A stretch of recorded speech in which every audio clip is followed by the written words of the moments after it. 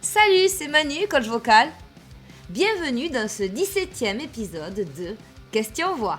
Aujourd'hui, j'ai le plaisir d'échanger avec Guillaume Granier, chanteur de War Soldier, lors de son concert à Tarbes avec mon groupe Bullet Ride. J'en profite pour remercier Jean-Louis et l'équipe du Celtic Pub, ainsi que Nick Ras de Bigor in Bigor, qui permettent à de nombreux groupes, notamment metal, de se produire sur scène. Sans plus attendre, mon échange avec Guillaume, et on se retrouve à la fin du podcast pour débriefer. Enjoy!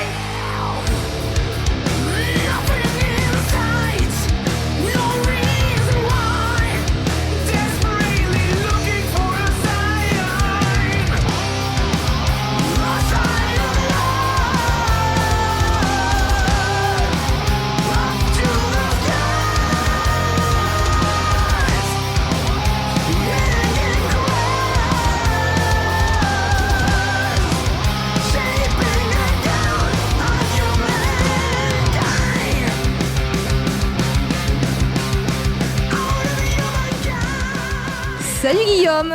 Salut Manu! Comment ça va?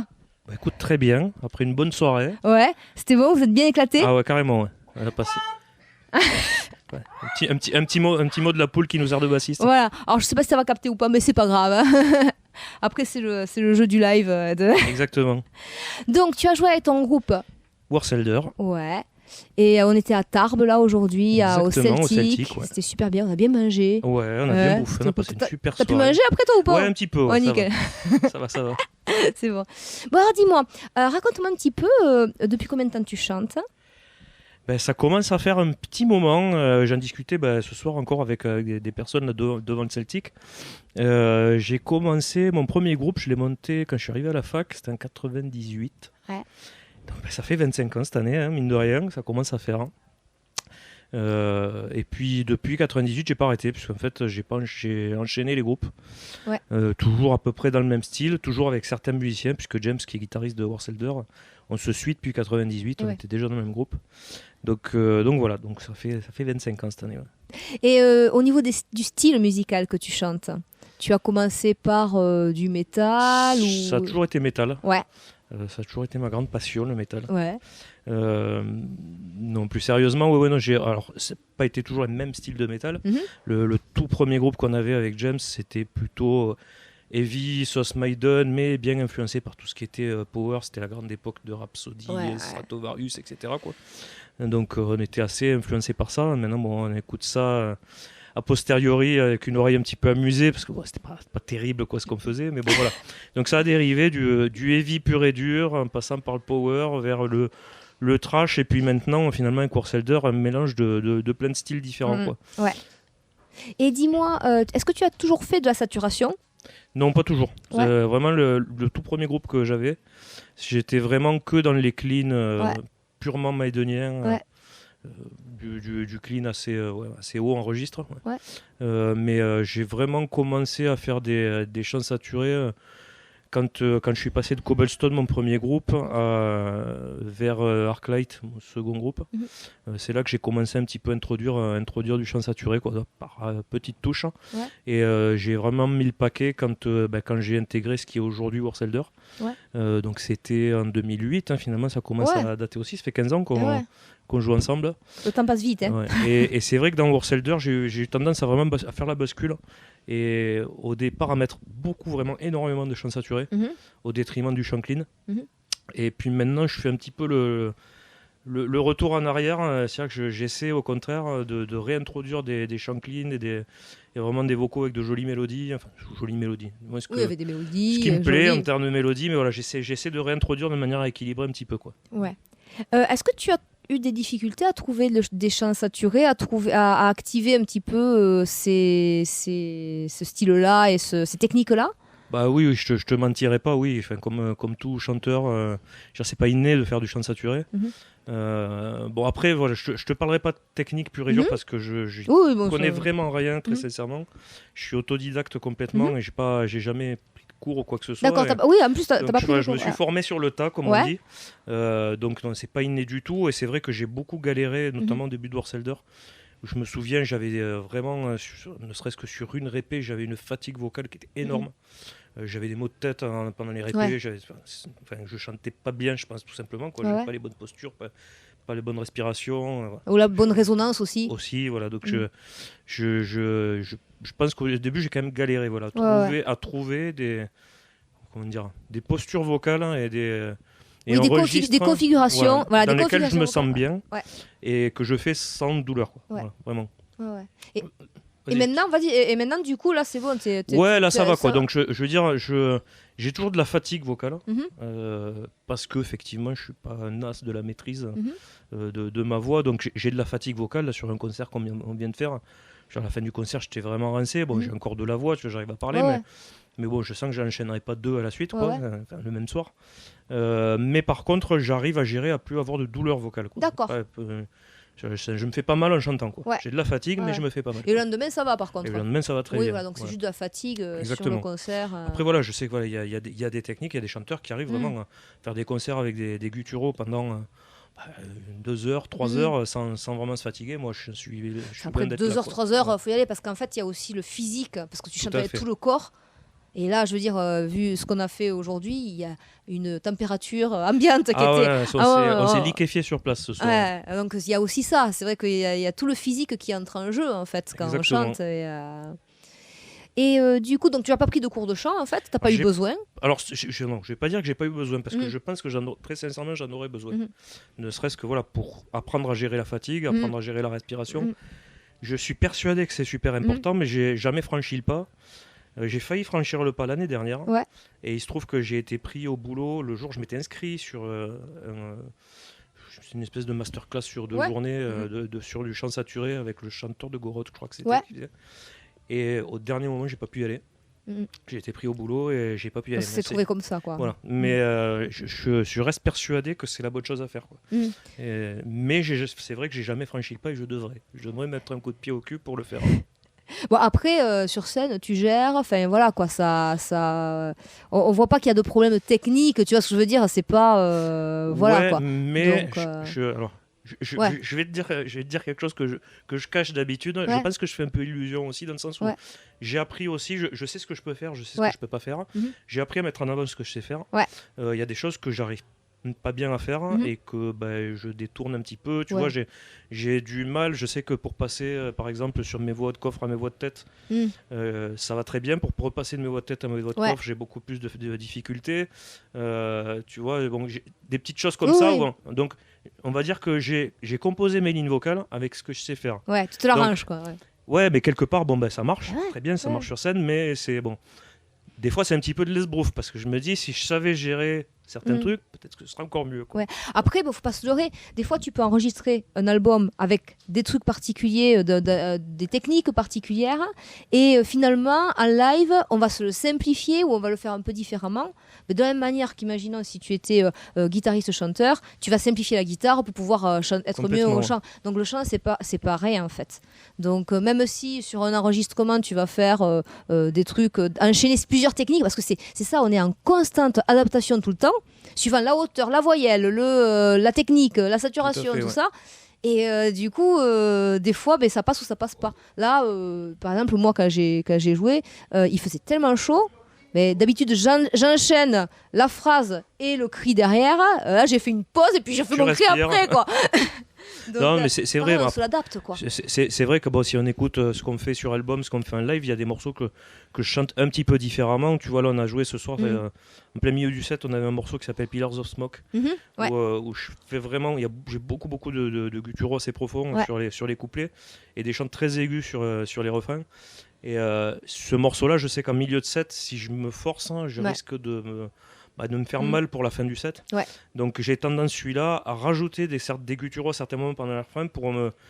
Au contraire, alors ça peut paraître paradoxal de dire je fais des gutturaux pour m'économiser, mais je sais qu'à certains moments, si je force ma voix de tête, ça va pas passer et je risque de pas faire la suite du concert, quoi. Mais en fait, c'est le changement de résonance qui fait que c'est difficile des fois d'y accéder de l'un à l'autre, quoi. Et ça s'entraîne, mais il faut se l'adapter suivant l'état physique, suivant Après ça fait aussi, c'est le jeu de la scène que de faire vivre les morceaux un peu différemment que ce qui sont sur l'album. Bien sûr. De toute façon, tu le vois bien, les chanteurs pros, des fois sur scène, ils font pas exactement pareil, ils mettent pas autant de saturation ou pas, voilà, ils changent la technique. Les chanteurs pros, même des fois, c'est pourri sur scène. Oui. Je t'en ai de très beaux exemples. Non, c'est clair. Dis-moi, est-ce que tu fais des échauffements vocaux avant les concerts? Alors, je vais t'avouer rarement, très sincèrement rarement. Un petit peu, j'essaie de faire 2-3 vocalises en me fermant la bouche, tu vois, en marmonnant, des choses comme ça, mais c'est vraiment pas fort, quoi. Oui. Vraiment pour me chauffer un petit peu, puis tu vois, faire un peu de fry, mais vraiment très doucement comme tranquille. Ça. En fait, je fais le timide, mais j'aime pas. Avant les concerts, si je veux me chauffer la voix, je veux être seul, vraiment. Ouais. J'aime pas voir les autres à côté qui discutent, qui des fois se chauffent aussi aux instruments. Et c'est vrai que dans les configurations dans lesquelles on joue, c'est rare de pouvoir s'isoler, quoi. Donc c'est vrai que quand j'ai eu l'occasion de m'isoler, vraiment je me ferme. Et là, je peux vraiment travailler un peu, chauffer mes gutturaux, monter un peu dans les aigus, pousser un peu. Ouais.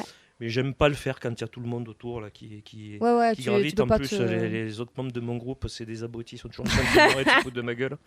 Donc voilà, j'essaie un petit peu. Tu vois, ce soir, j'ai fait un petit échauffement, mais voilà, vraiment 5 minutes avant de descendre pendant la fin de votre set.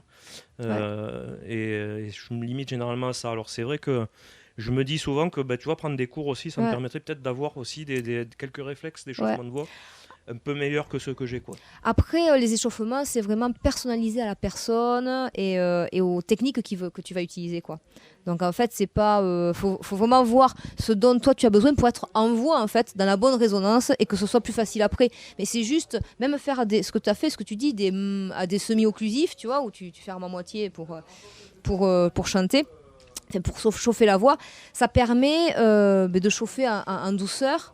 Et c'est très bien, hein, en fait. Si ça te va bien, faut y aller, quoi. Ou des sirènes, tu vois. Oui, c'est ça. Bon, après, voilà. Comme je dis, j'essaye, mais j'ai pas toujours l'occasion de pouvoir le faire tranquillement, quoi. Et corporellement, tu fais des échauffements mis à part? Absolument pas. D'accord. Alors là, tout de suite, pas du tout. Est-ce que après le concert, tu fais un peu de calm down, c'est-à-dire de récupération vocale derrière? Non plus. Ok. Non plus, non, pas de décrassage après. Bon, on est souvent. Alors c'est vrai qu'on est souvent pris, tu le vois ce soir. On discute. Tu discutes, t'as un peu de merch à faire, tu vas boire un coup, tu bouffes souvent après. Bah oui. Bon alors calm down, oui, j'arrête, quoi, je chante plus. Oui. Mais t'es toujours en train de parler, quoi. Plus ou moins. Bon. Après voilà, je sais que sur un set là, comme on a fait d'une heure, tu vois, 55 minutes, quoi. Ouais. Je suis cool. Bien, quoi. Je sais qu'après, sauf si j'arrive déjà malade avant de jouer, ça c'est particulier, mais sinon je sais que je suis bien, que je me casse pas la voix, que je peux continuer à parler tranquillement après, quoi. Ouais. Et est-ce que lorsque tu as des concerts, tu prévois un petit peu avant, du type une semaine, un mois avant, un peu d'hygiène vocale? Est-ce que tu fais attention un petit peu à ta voix plus que ou à ta voix, à ton corps ou Pas forcément. Alors je sais que voilà, déjà quand on est à des phases de concert, on enchaîne un petit peu. Le fait d'enchaîner aussi les répétitions avant, il n'y a pas de secret. Hein, plus on répète, plus on sent. Hein. Bien sûr. Ça, c'est clair et net. Et je pense qu'il faut le dire et le redire. Pour se sentir bien, il faut répéter. Répéter. Puis quand on répète beaucoup, on est bien sur scène, quoi. Donc ça y participe beaucoup. Après, oui, j'essaie de ne pas faire de conneries, j'essaie de ne pas fumer avant, j'essaie de ne pas picoler avant non plus. Tu vois, j'ai pas bu une bière de la soirée. Je tourne à la flotte avant les concerts, j'ai bu un verre de vin après, voilà, ça va se limiter à ça.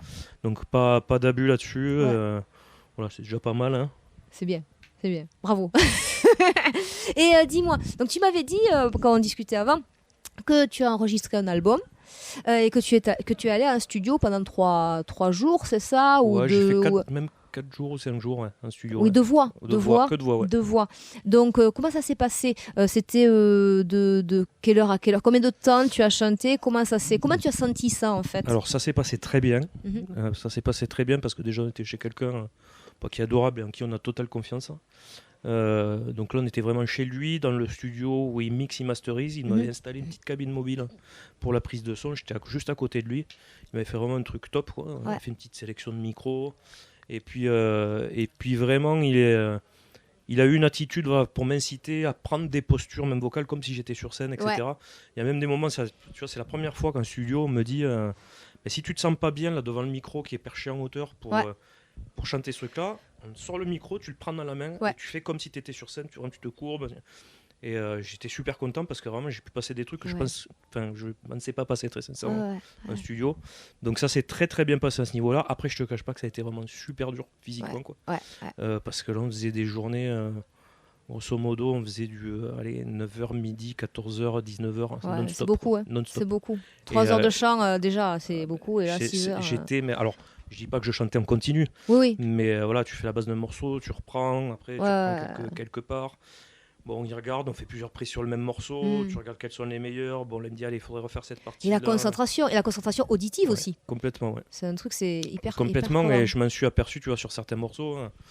Le premier morceau de l'album, Parabellum, j'avais fait un enregistrement, j'étais très content, et je suis revenu un peu plus tard, 15 jours après, il m'a dit, bah écoute, en fait, en le réécoutant, t'es pas dans la tona, quoi. Ouais. T'es juste à côté, mais t'es pas dans la tona. Ouais. Et c'est vrai que je me suis aperçu qu'on l'avait enregistré en fin de journée. Et la fatigue auditive faisant, j'étais persuadé que j'étais dans la bonne tona. Mais il me dit, mais t'es pas, c'est pas le moment où t'es en dessous, c'est tout le temps juste à côté, quoi. Ouais.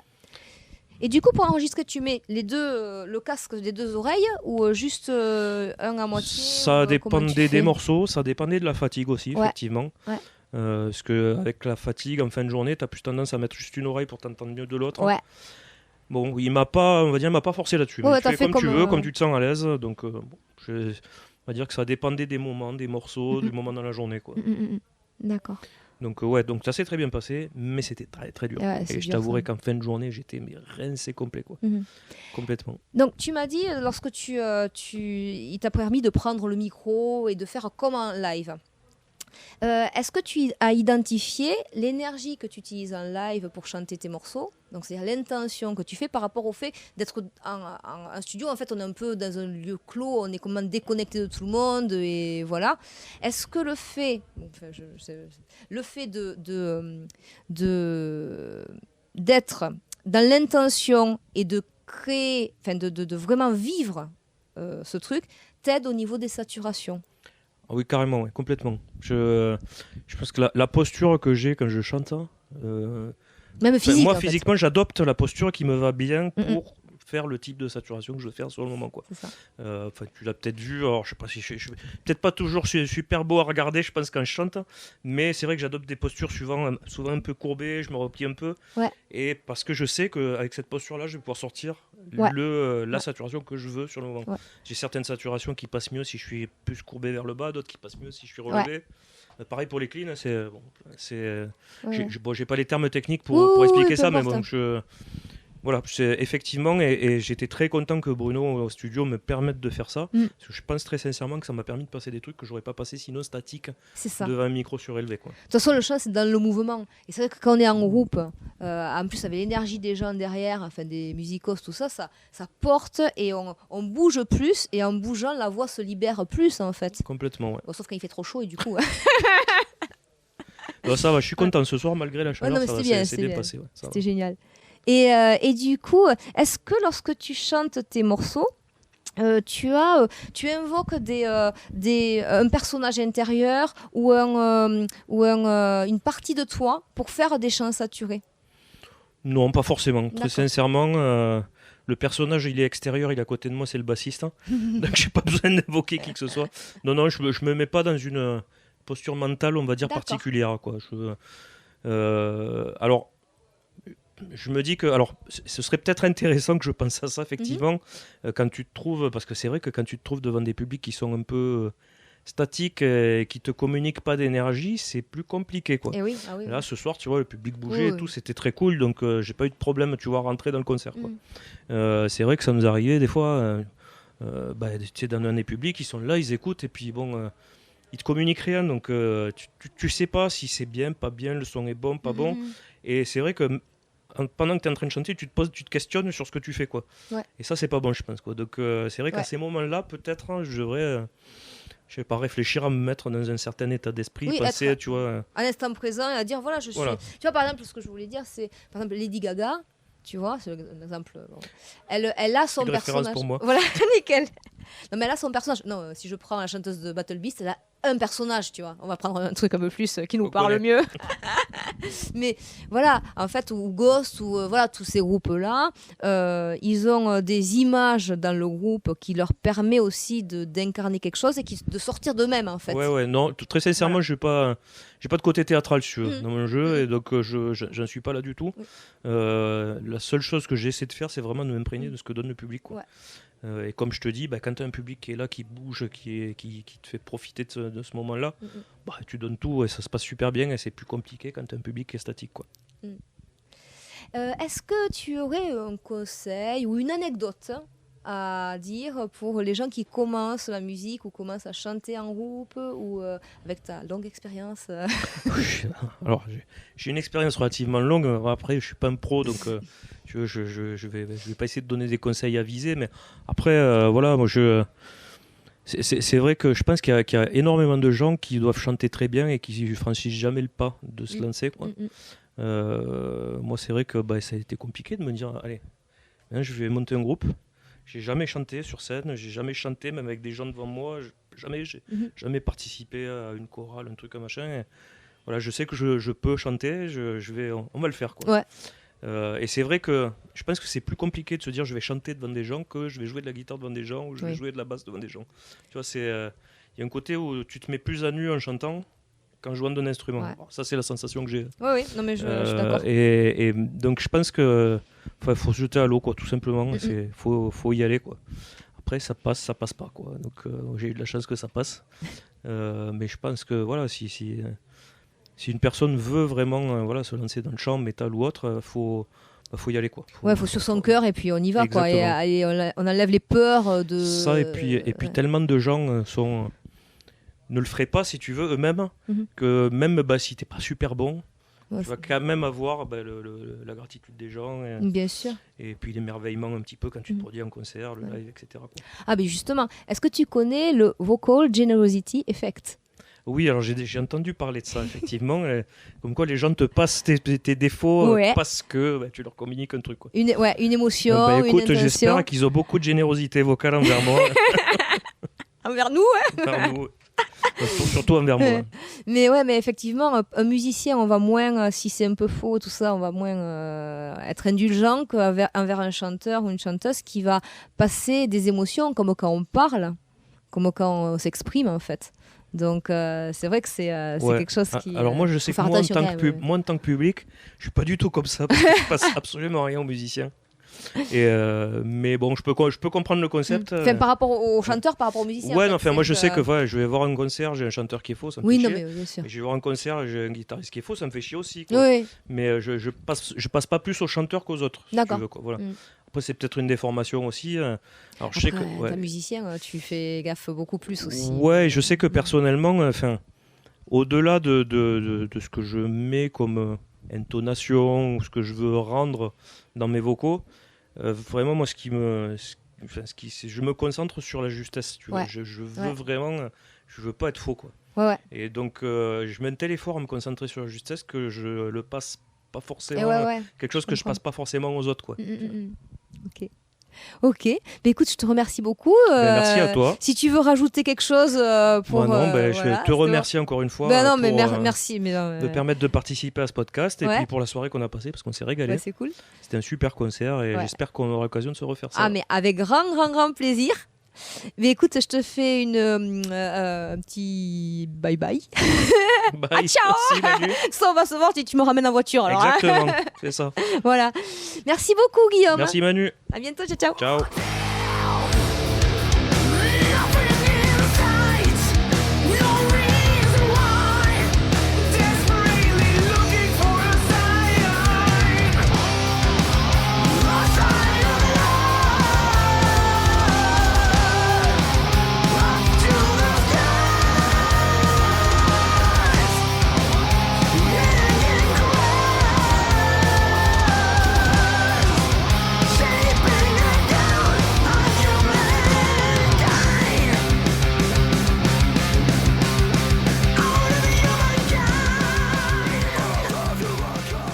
D'avoir écouté ce 17e épisode de Question Voix. Merci à Guillaume d'avoir gentiment répondu à mes questions. N'hésite pas à aller écouter son groupe Warselder, je te mets les liens en dessous dans la description. Si tu as aimé ce podcast, like la vidéo, abonne-toi à ma chaîne si ce n'est pas déjà fait. N'hésite pas à mettre en commentaire des questions que tu pourrais avoir par rapport notamment aux enregistrements, à la technique vocale, à comment interpréter les chants saturés, tout sujet autour de la voix sur lequel nous pouvons échanger. Je serai ravie d'y répondre. Si tu souhaites aller plus loin, je te mets en description mon site internet. Je te souhaite une excellente journée et je te dis à très bientôt. Ciao ciao!